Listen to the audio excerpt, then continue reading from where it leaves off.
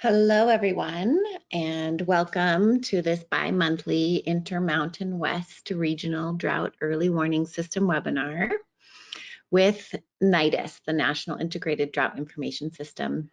I am Gretel Fallingstad, and I am the Intermountain West Drought Early Warning System Coordinator and the Drought Risk and Resilience Planning Platform Project Lead for NIDIS.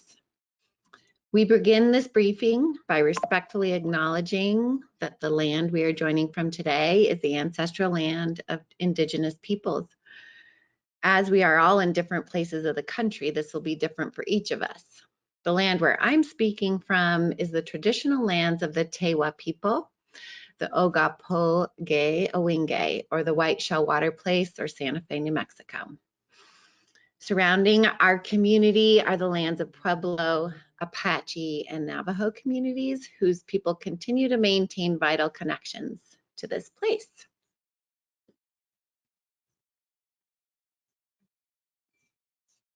These monthly drought condition and outlook webinars are a partnership with all 5 states of the Intermountain West region, Arizona, New Mexico, Colorado, Utah, and Wyoming, along with many other key partners in the region that are other federal agencies, state agencies, local governments, as well as our academia and nonprofit entities. We thank you for your partnership. Currently, drought across the Intermountain West, as seen in this latest map from last Thursday, Arizona is 39.9% drought, but 0% of D3 and above. Colorado at 15.4. New Mexico has decreased in drought since our last webinar, which is welcome news, but still has 2.7% in D3 and above. Utah at 9.5%, and Wyoming, unfortunately, has increased to 58.1% with 5.3 in D3 and above. I want to take a moment to let you know about the next product out of the Intermountain West, which will be a Water Year and North American Monsoon Special Edition Drought Status Update that we will publish the beginning of October. And the QR code there will lead you to those products on our website at drought.gov. We will do a webinar on October 8th that reviews this recap. Next, I want to take a moment to thank our presenters for today's webinar.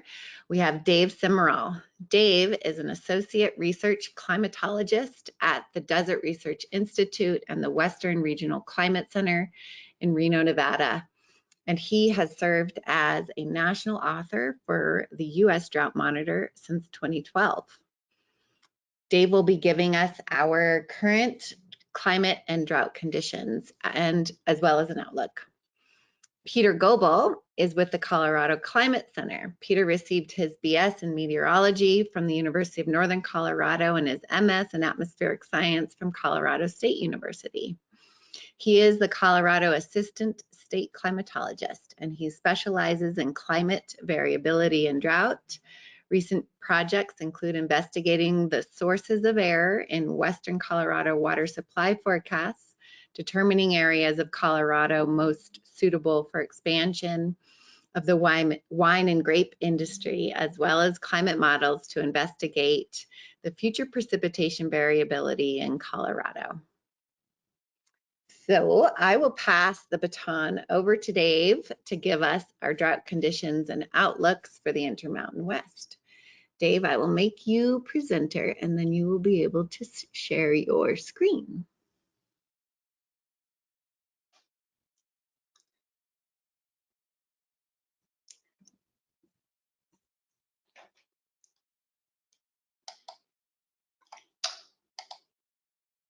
Okay, can you see my screen? Looks great. Okay, thank you very much, Gretel. All right, let's get started here. So basic outline for my presentation, I will briefly go over the drought conditions on the U.S. Drought Monitor map that Gretel just went over, talk a little bit about drought impacts occurring in the Intermountain West region, as well as a couple of the drought monitoring indicator products that we use at the Drought Monitor. Then I'll transition into talking about temperature and precipitation data for a couple time periods, including water year to date and looking at the last 3 months, and then touch a little bit upon the monsoon, which will be included in that last 3-month period. And again, Gretel will be hosting a special webinar on October 8th that will go into more detail on that. Then moving on to soil moisture and stream flow conditions, reservoirs, and then taking a look at the outlooks, which will include an ENSO update, as well as looking at temperature and precipitation moving forward. So looking at we just took a look at these maps. These are a little bit different than what Gretel showed. On the left, we have the Intermountain West region, and to the right, there's a table with some statistics on it. I've highlighted an area, and that's basically showing the percentages within the region that are currently in D1, D4 drought. So currently, about 33% of the region is in drought. And if we look back to the beginning of the water year, which was at about 30%, 28.85% in drought. And then we've seen, if you look at the last 3 months ago, as compared to where we are now, you can see we've had an uptick in drought during the summer months. So if you move over to the right-hand side, you can see this is a change map for the last 3 months. And you can see within the region, we've had the green areas are areas of improvement. The deeper the color, the more class improvement we've had. So you can see we've had some improvements within eastern half of Arizona, as well as across New Mexico, into southwest Colorado, southeast Utah. That's all related to monsoon precipitation that's fallen over the summer. And other areas we've had kind of drier conditions during the monsoon season, where we've seen some degradation, which I'll get into in the upcoming slides. Oops, it's not advancing here. Hold on. Let's try it again.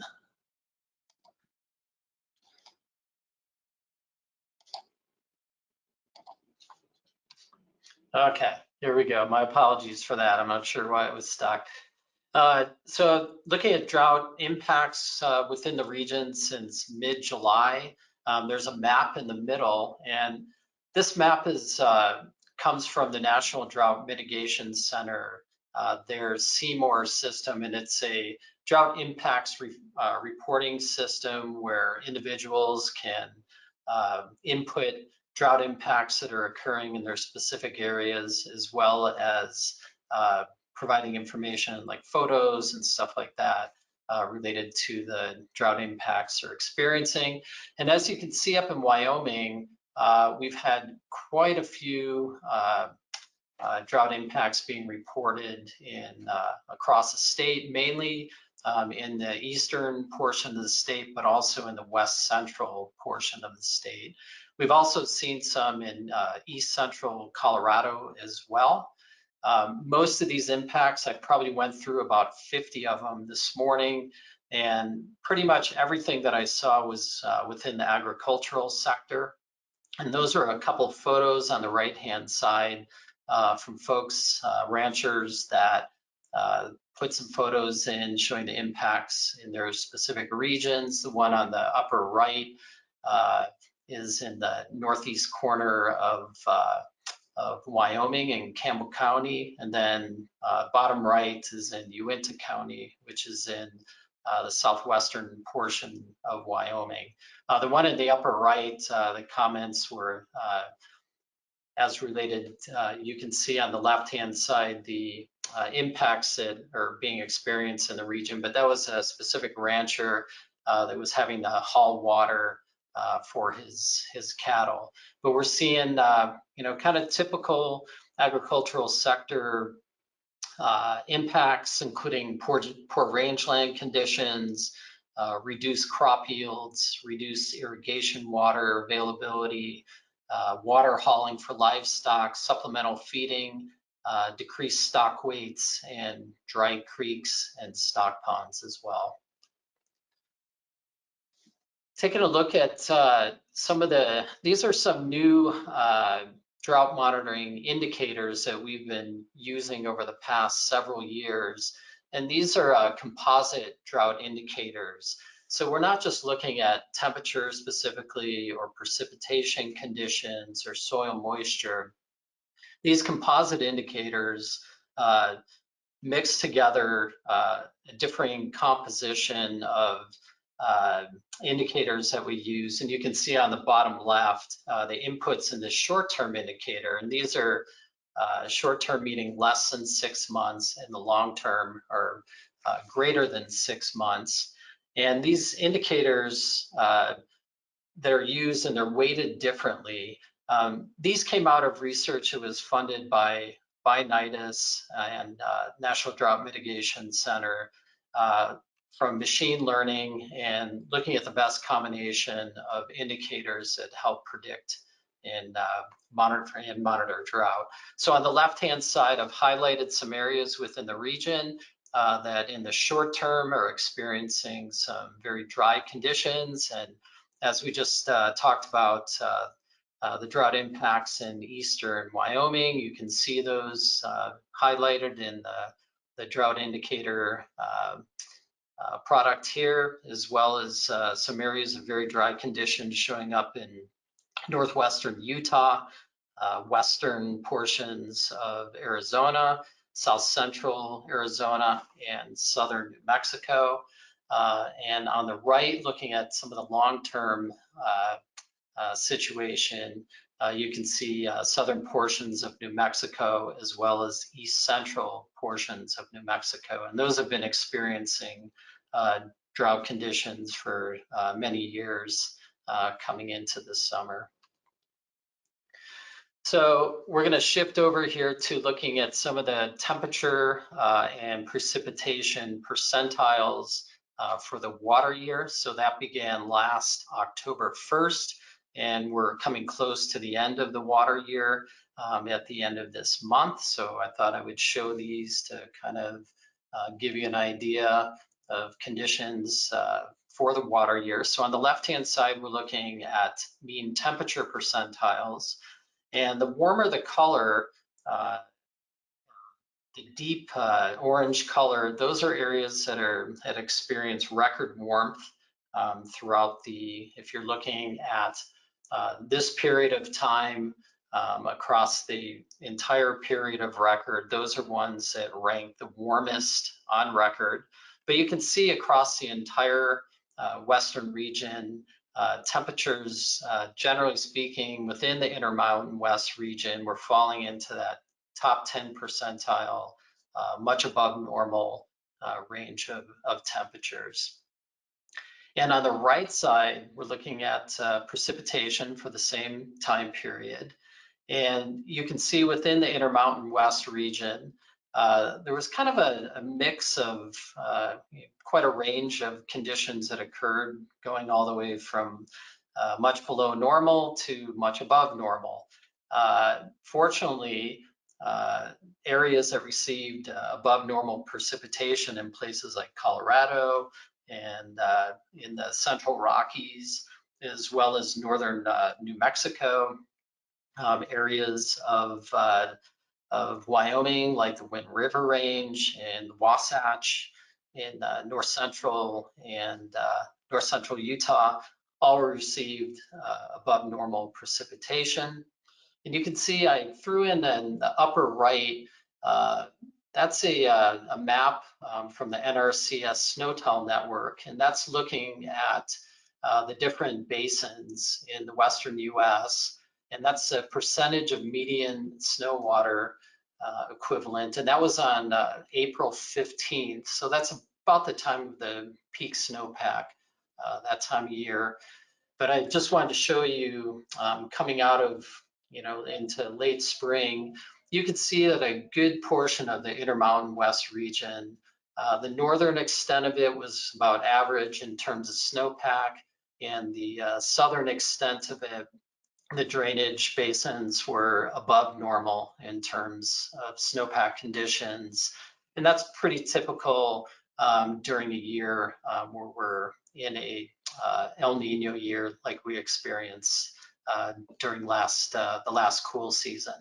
Some drier conditions in some of the basins in the Missouri River Basin were present up in sections of Wyoming.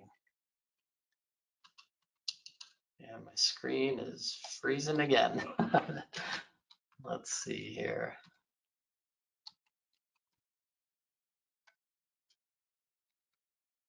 Okay. Let's swap it back. My apologies. I'm not sure why this is freezing up. Okay, here we go. So moving on to the last 3 months, we're looking at the same product. These come from the West-wide drought tracker that my center at the Western Regional Climate Center produces. This is using PRISM climate data. On the left-hand side, again, we're looking at mean temperature, and those are the percentiles for the summer. And as you probably heard in the news, we've been having record temperatures across the Western US this summer. Particularly in the southern tier.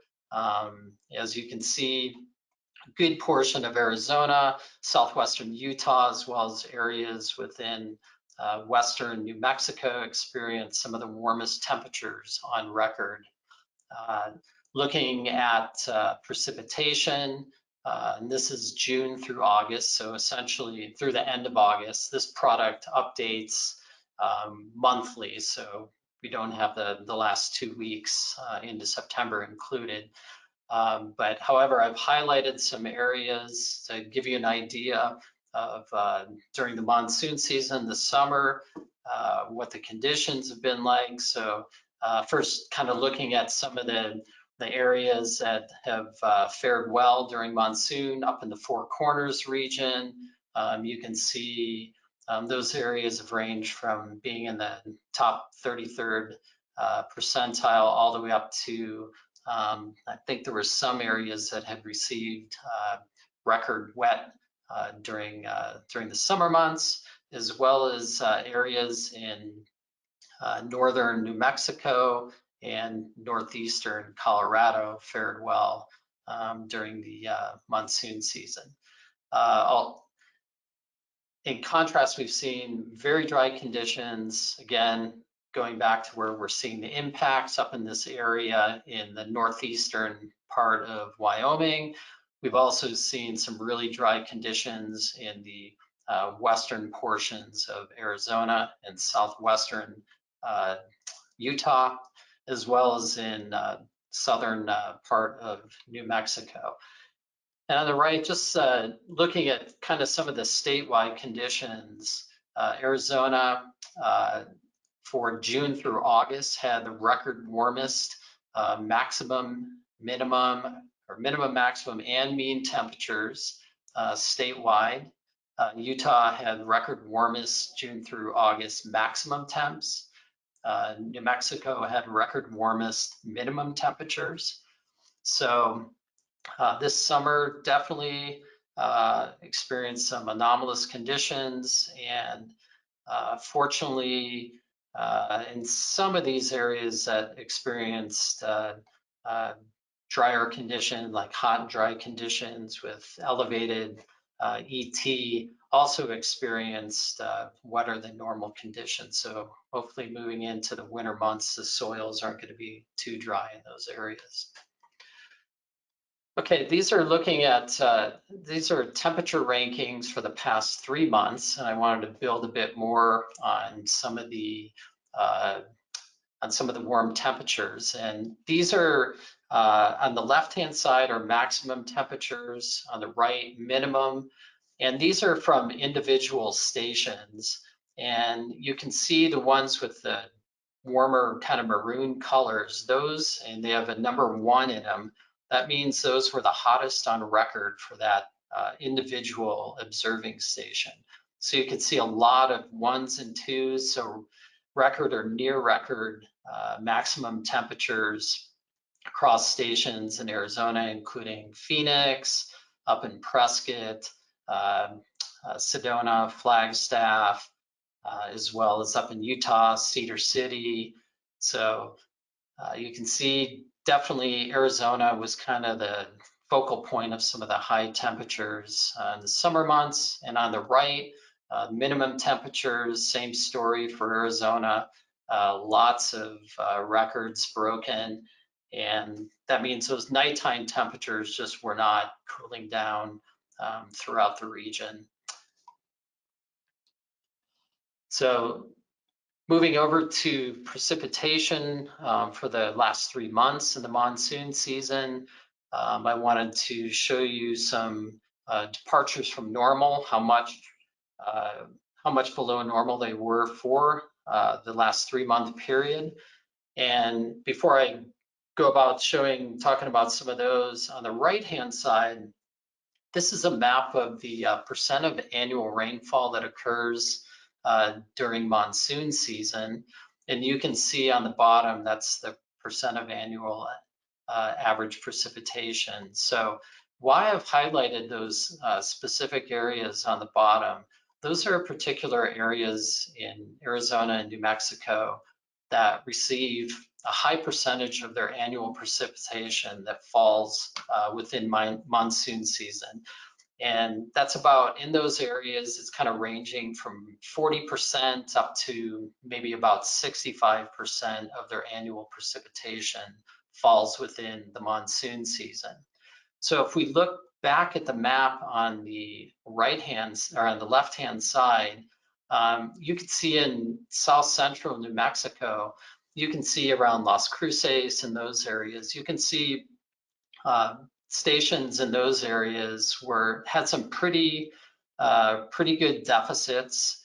There's one that's kind of hidden away in there that's in the upper part of that box in southern New Mexico, and that's Cloudcroft, New Mexico. And there was a big fire there earlier in the summer, but that's a 7-inch deficit for the summer months. So why, again, I've mentioned these particular areas is if they don't get the precipitation during the monsoon season months, it makes it harder for them moving into the cool season to kind of make up some of those deficits because those areas further to the south, again, are not going to be climatologically, they're not going to be receiving as much precipitation during the cool season. Looking at soil moisture and stream flow percentiles. On the left-hand side, this is a product that is made by NASA, and this is looking at soil moisture anomalies. And I've highlighted some areas that are experiencing very dry soil conditions. And again, you will focus back up in that northeastern Wyoming area where we're seeing drought has expanded there during the summer months, and we're seeing a lot of impacts in those particular areas. We're also seeing them in this swath across kind of south central Arizona, moving into southern New Mexico as well, and then up in the northeast corner of Arizona, as well as in some of the tribal lands on Navajo and Hopi lands, and as well as some of the tribes, Pueblo tribes within New Mexico as well. And in those areas where we saw some good monsoonal moisture this summer in the greater Four Corners area, you can see some positive soil moisture anomalies. So that's a good indicator moving into the winter months, having some moist soils moving into the winter. On the right-hand side, this is a map of below normal 7-day average stream flows And you can see this basically indicates USGS gauge stations that are flowing below normal. So the deeper the color towards the reds and the maroons, you can see the more extreme lower percentiles that the flows are in. And you can see quite a few in central Arizona. And these are in areas up in the White Mountains of Arizona, like the White, on the Salt River and the White River in the White Mountains. And those are really, they're getting down very low at below the 5th percentile. Also, some of those in north central Colorado as well, and along the Rio Grande in New Mexico. Looking at reservoir storage, first I want you to take a look in the center. These are statewide kind of lumping together all the reservoirs within the respective states, and these do not include Lake Mead or Lake Powell in these. But basically you can see Arizona above normal, Colorado is near normal, that's almost at average, and New Mexico below normal, Utah above normal, Wyoming below normal. On the left-hand side, this is tracking elevations at Lake Powell on the top, Lake Mead on the bottom. And you can see where we are here. The deep blue line is 2024. And you can see we're in a little bit better shape than we were in previous 3 years at Lake Powell. And that's because of this winter's runoff, as well as the big winter the season previous, where you can see this big increase. We had some good inflows into Lake Powell, but those were also in relation to, there were some large releases that were made from Flaming Gorge and Blue Mesa reservoirs. Blue Mesa's in Colorado, Flaming Gorge is on the border in northeastern Utah and southwestern Wyoming. And there were releases done to kind of bolster the levels at Lake Powell because you can see at Lake Mead in 2024 here early in the season how low, critically low that was getting. So we've seen a little bit of an uptick over the past 2 winters, but hasn't, brought those reservoirs back up to where they should be in terms of longer term averages, where you can see in the upper right hand corner in these teacup diagrams. Currently Lake Powell's 38% full, and that's 62% of the average. And the average is the red line in the teacup, and the line at the bottom, that's the lowest 10th percentile. So you can see how low that is. And again, looking at Lake Mead's level, even a little worse off, 33% full, 54% of average. Looking at other reservoirs within specific states, the Salt and Verde River system in Arizona is 78% full, a little lower than it was the year before. Elephant Butte, the largest reservoir in New Mexico on the Rio Grande, is again very low at 8% full. And in Utah, the reservoirs are currently above normal. And again, this is excluding Powell and Flaming Gorge.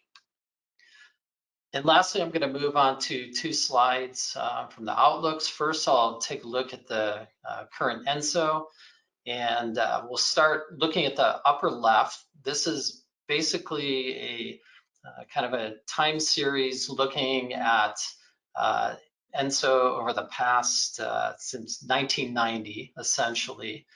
And I've highlighted those areas, basically put a line across. You can see this deep red line and then the deep blue line. And areas above and below, those areas are when the sea surface temperature anomalies go below that minus 0.5 degrees Celsius or plus 0.5 degrees Celsius, we go into either El Nino or La Nina conditions. In between is neutral. I've highlighted some areas on the right side there. So this is looking at 3 years prior to this past season. So that was the kind of triple dip La Nina that occurred. And then this year, our strong El Nino. Right below that, this is our weekly sea surface temperature anomalies. And where they're looking for these sea surface temperature anomalies is in this Niño 3.4 zone in the equatorial Central Pacific, East Central Pacific. And currently the SST departures are at minus 0.2. So we're in that kind of neutral area right now. So those ENSO-neutral conditions are present. And we're experiencing near average to below average sea surface temperatures in the central and eastern equatorial Pacific presently. Looking at the bar graph here from CPC on the ENSO probabilities on the upper right, these are 3-month periods, and I've highlighted the September, October, November, December, November, December, January. And these are the percent chance that it's going to be either La Nina, neutral, or El Nino. And as you can see, moving into the cool season here, in the September through November period, there's a 71% chance that we're going to go into La Nina conditions. Below that is the IRI model predictions for ENSO. And again, this is on the y-axis, this is the SST anomalies, and on the bottom are the 3-month periods. This is where we are right now, where the model was initiated here. And you can see the El Nino threshold, La Nina threshold, and these are all different forecast models. So these are dynamical forecast models as well as statistical forecast models. And there's basically you can see this kind of plum colored line, that's the dynamical model average, and the statistical model average is in green. And as you can see, the dynamical model average moving into this kind of October, November, December period dips below the La Nina threshold. So basically, and that's going to continue on into the winter months, and then looks like we're gonna move back into neutral conditions. So there's pretty good agreement amongst the models that there's going to be a weak El Nino and weak and short duration El Nino or La Nina, excuse me. And lastly, taking a look at the precipitation, temperature, and drought outlooks. I've included on the left-hand side, these are precipitation. To the right, these are 2 different images here of temperature. The one on the top, those are from the NOAA CPC, their prediction, seasonal prediction. And the ones below are from the NOAA NMME model, which is a multi-model ensemble of 8 different forecast models, and they take an average of those 8 models. And why I wanted to show some comparison is there's often disagreement between different models. NME is used by CPC, probably integrated into their forecast model as well. But why I wanted to show both of them is there's pretty good agreement between the models looking at precipitation on the left-hand side here. So you can see the browns on the CPC map, and then the yellows and oranges and deeper reds, and the NMME precipitation map. But you can see this is a pretty typical La Nina precipitation pattern that they're forecasting. We're the southern tier of the region, so much of the Intermountain West region, particularly down in Arizona and New Mexico and into Colorado, are expecting there's high probabilities of below normal precipitation moving forward.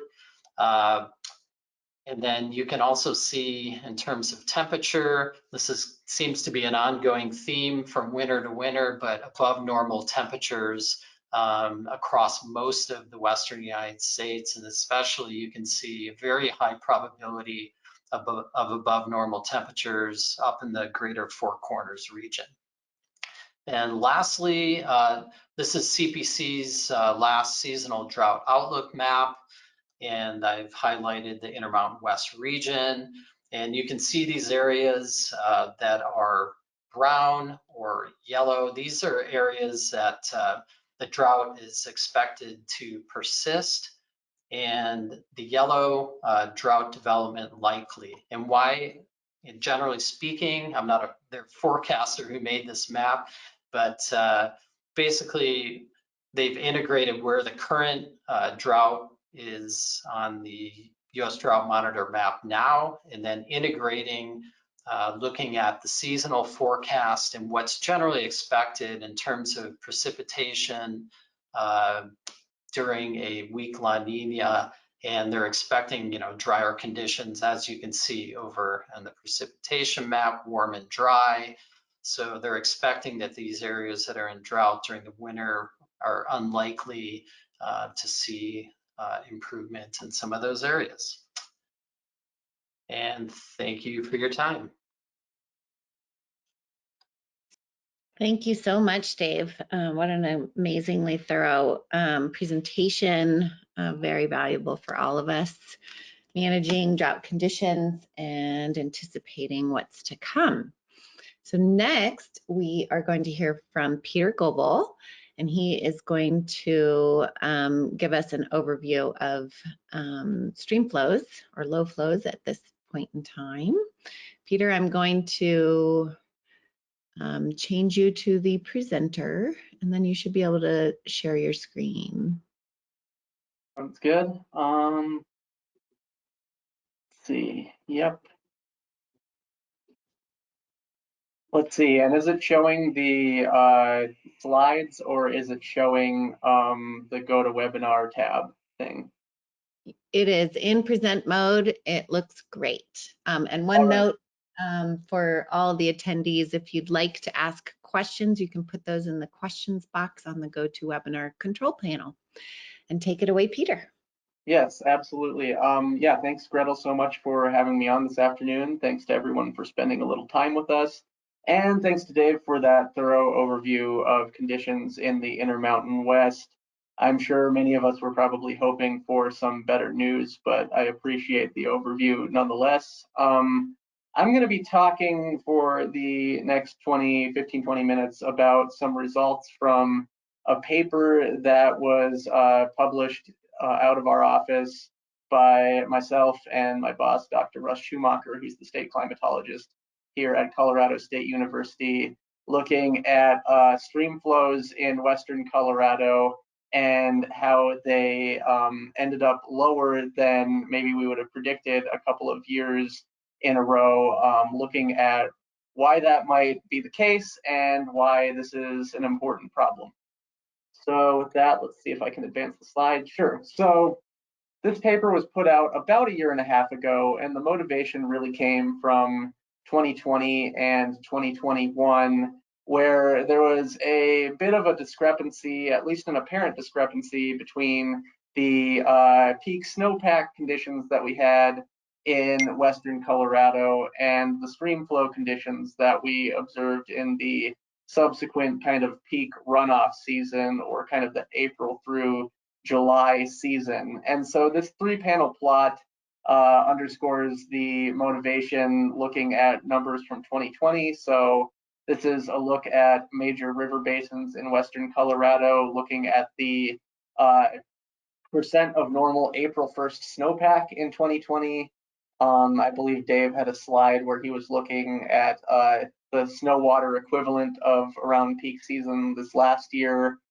This is a similar thing, but with 2020, where we see that conditions were near normal. So as high as 112% of normal on April 1st in the Yampa River Basin, as low as 96% normal in the Gunnison River Basin.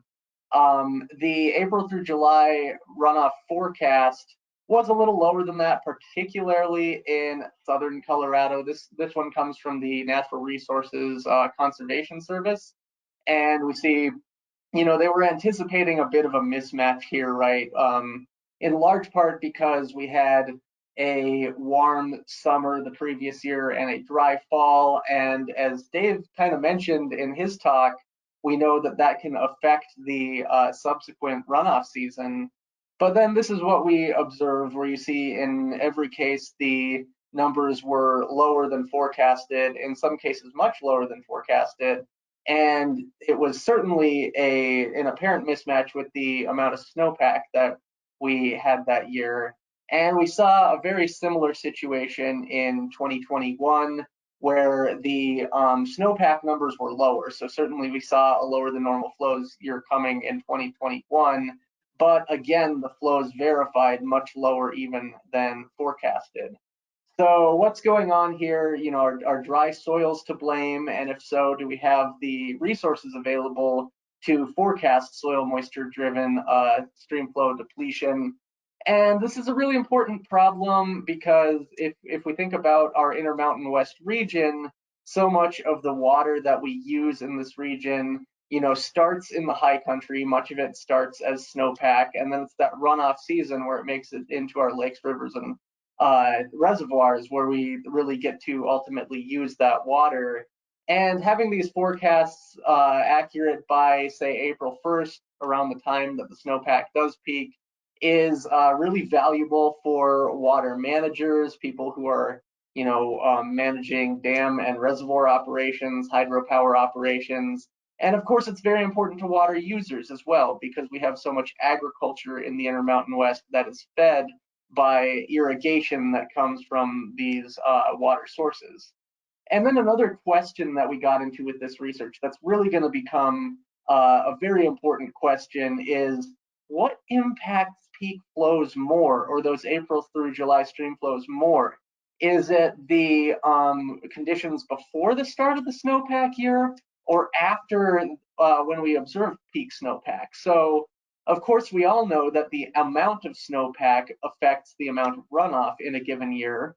We've talked now about how what happens before that can impact the runoff, because we know physically that if our soils are dry, when the snowpack melts, more of that snowpack is going to have to go into recharging the soils and less into our lakes, streams, and reservoirs.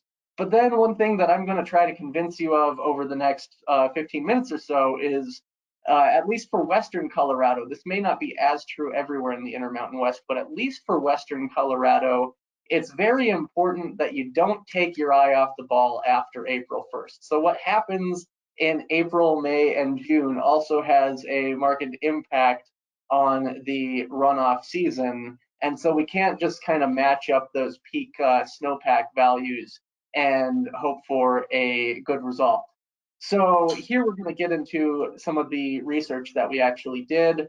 And what we're going to do is look at with, if we were to add soil moisture data to a forecast, or kind of add a perfect seasonal forecast on top of what we already know on, say, April 1st, which one of those factors is going to end up improving stream flow forecasts the most? And if we have those in concert, how much does that improve stream flow forecasts?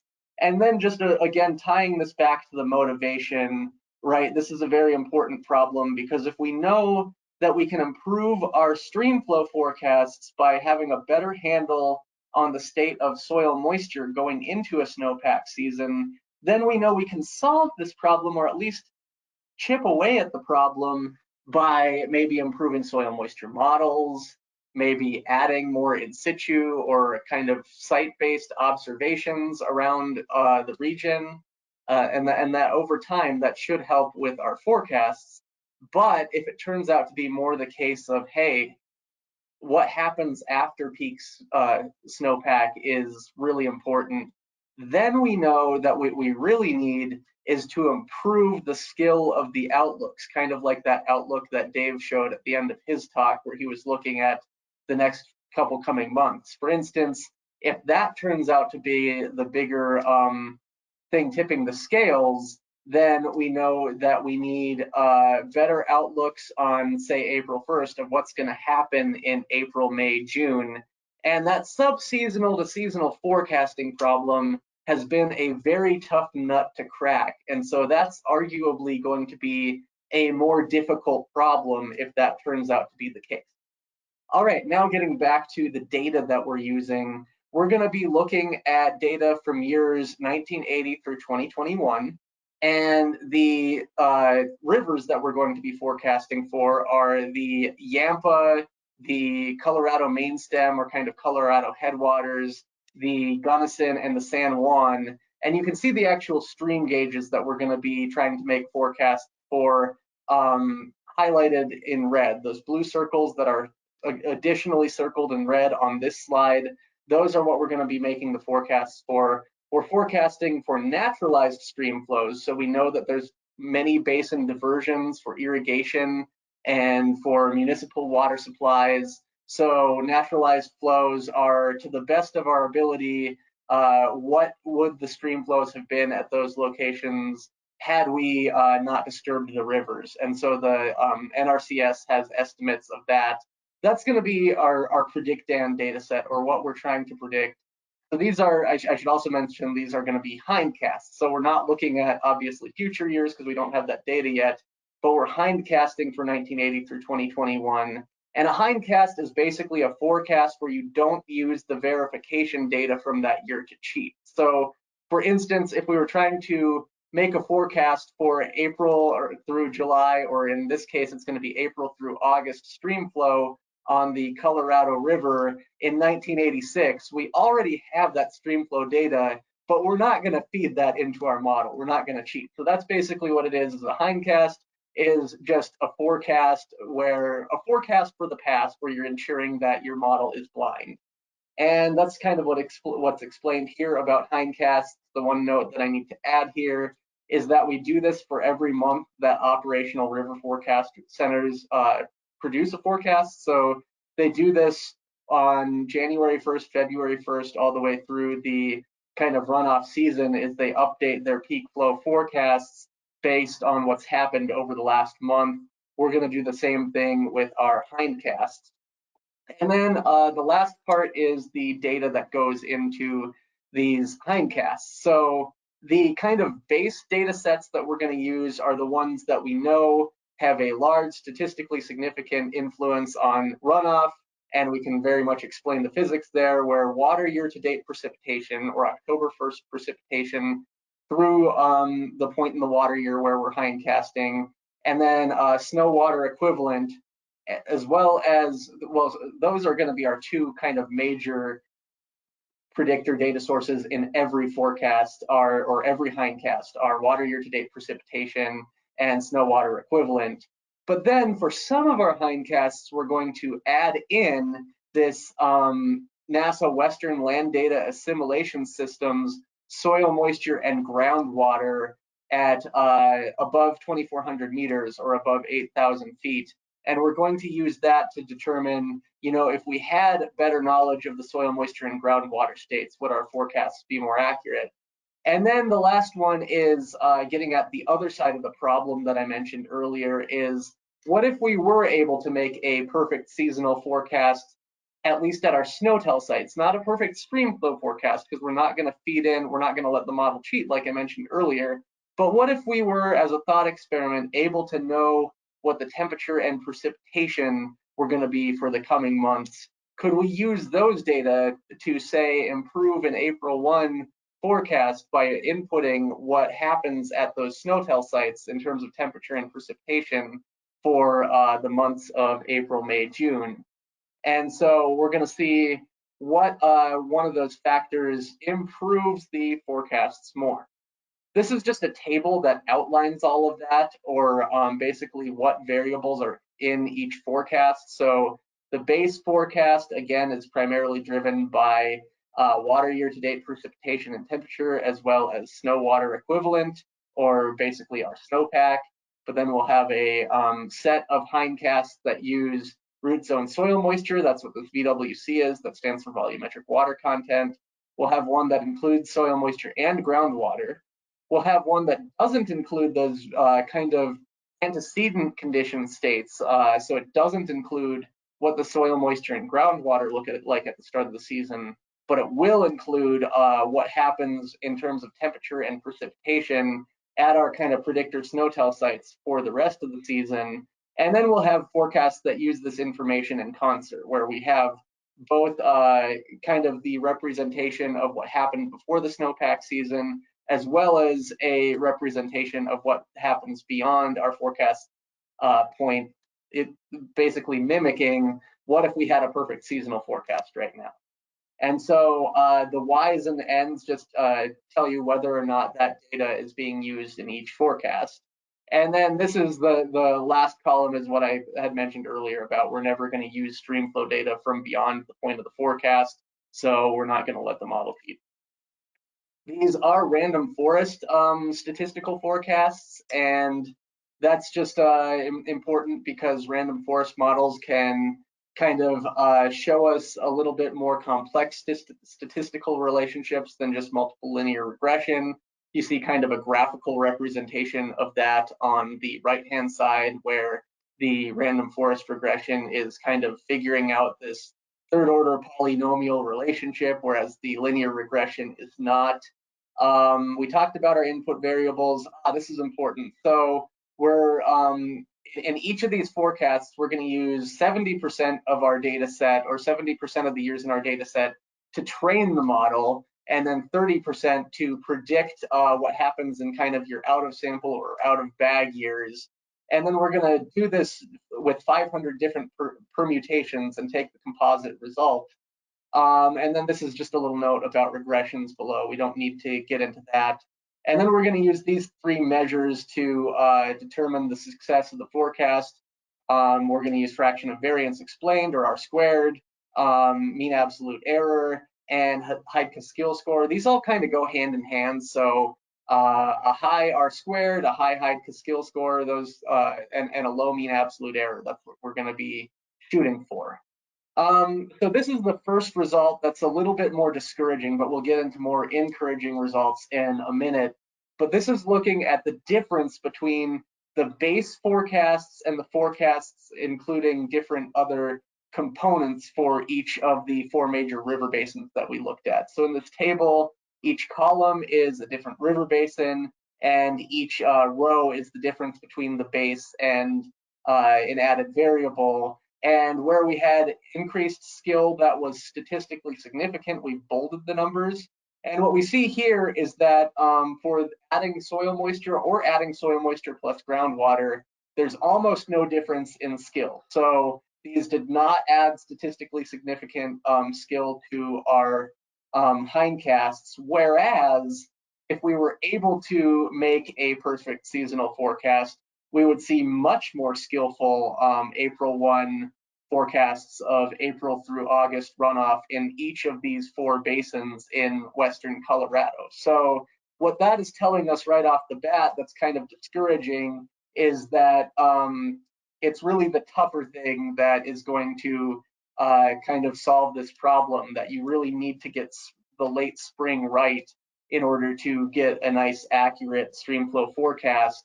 And so the nut that we need to crack is that subseasonal to seasonal forecasting problem. It does not necessarily, I'll wait just a minute before I go into this, it does not necessarily tell us that our soil moisture data are useless, but it does tell us that there will be significant error until we figure out that seasonal forecasting problem. Okay, so this is kind of looking at things by month. Here what we have is the fraction of variance explained by month in our April through August stream flows.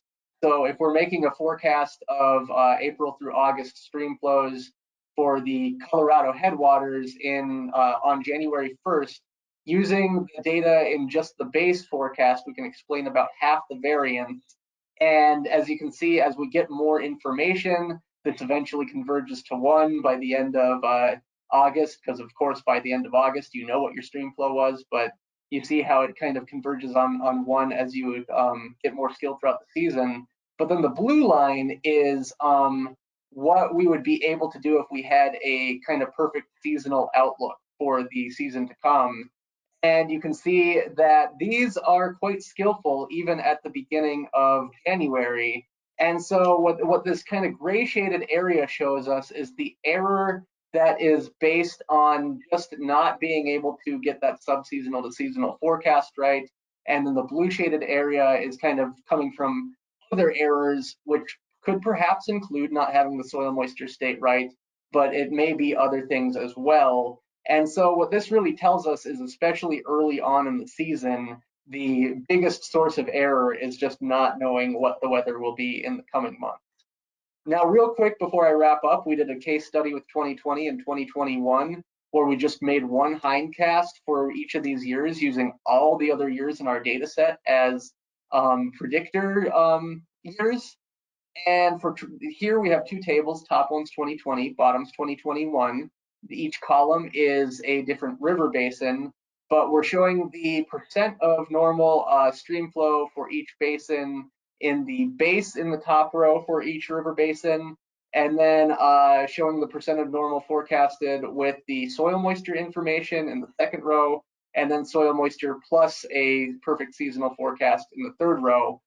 And we can see that the soil, when we add soil moisture in some areas, it does get better, primarily the San Juan River Basin in both 2020 and 2021. Just by adding soil moisture, it got a lot better. Now, could that mean that the soil moisture was just so extremely low that it happened to be useful in these years? It could mean that, or it could just mean that perhaps we could have had a wet spring those years and gotten burned. It's hard to say for sure, but one thing we can say for sure is that the adding in what happened over the spring made these forecasts a lot better, to the point where they weren't unanimously missing high. So for instance, in 2021, our forecast that included both soil moisture and groundwater data, as well as the forecast for the season to come. We're looking at 44% of normal in the forecast, 50% observed, 45 to 41, 27 to 30, 39 to 46. So we did see when we added in both components in this case study that we did a pretty good job. So a couple takeaways here. I'm not going to read all the text on this slide because we've kind of already been over this, but I think the biggest takeaway is just that the spring really does matter. So we can't get around that problem of just that subseasonal to seasonal forecast needs to be more accurate in order to really nail down these water supply forecasts. Unless that turns out to be the case with additional advanced research, we're going to be stuck, at least in Western Colorado, with significant potential errors in water supply forecasts. Regarding soil moisture, using the model that we used, we didn't see a lot of extra skill, and we know from our results that we can only expect so much from anything other than the seasonal forecast. But that doesn't mean soil moisture data are useless. There certainly was error from other sources, and one of those could be soil moisture. And so if we had more, say, in situ observations, that may end up helping out, at least marginally. So I'll leave it there. We're closing in on the top of the hour. Thanks again for joining us today. I don't know if there's time for questions. I think I ran just slightly long, but if there's any questions, comments, I'd be happy to take those as well. And thanks again to Gretel and to Nidus. Thank you, Peter. I just want to remind everyone that these webinars are recorded, and you can access the webinar if you missed some of it or want to share with a colleague via drought.gov/webinars or that QR code. And we will post a recap summary of both Dave and Peter's wonderful presentations. And I just want to thank everyone for joining us today. Everyone take care.